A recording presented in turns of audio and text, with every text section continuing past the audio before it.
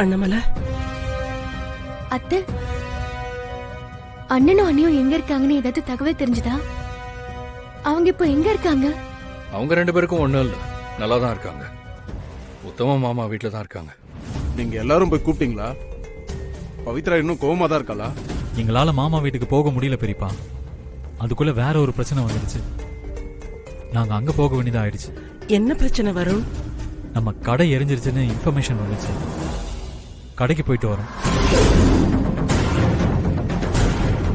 என்ன சொல்றப்பா? கடை எரிஞ்சிருச்சா? ஆமாப்பா. ஏன்பா இது எப்படி நடந்தது? இதெல்லாம் யார் பண்ணாங்க, ஏதாவது தெரியுமா? எல்லாம் அந்த தண்டபாணி பண்ண வேலைதான்ப்பா.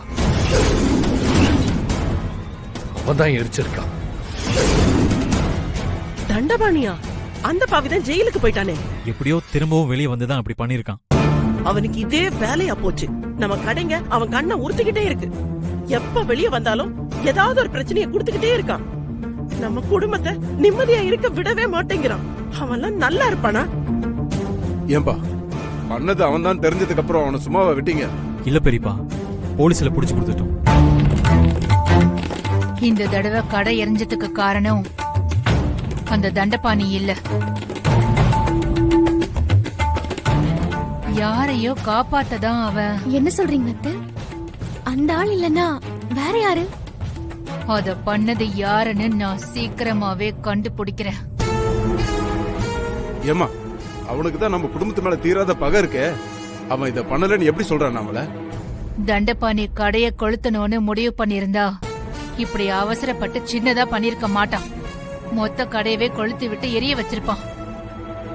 அத வச்சுதான் சொல்றேன், இத வேற யாரோ அவசரத்துல பண்ணிருக்காங்க.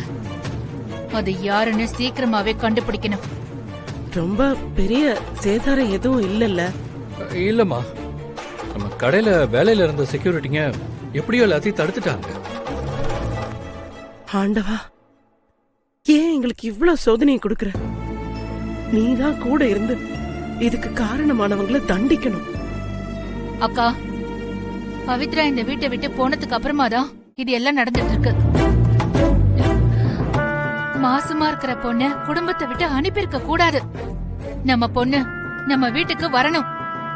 என்ன ஆனாலும் சரி, நான் பவித்ராவையும் மாப்பிள்ளையையும் நம்ம வீட்டுக்கு கூட்டிட்டு வரதான் போறேன். அண்ணாமலை, யோசிச்சுதான் பேசுறியா? நான் நல்லா யோசிச்சுதான்க்கா சொல்றேன். மாப்பிள்ளை என்ன எதிர்பார்க்கிறாரோ அதையெல்லாம் பண்ணி கொடுத்து பழைய மாதிரி இந்த குடும்பத்தை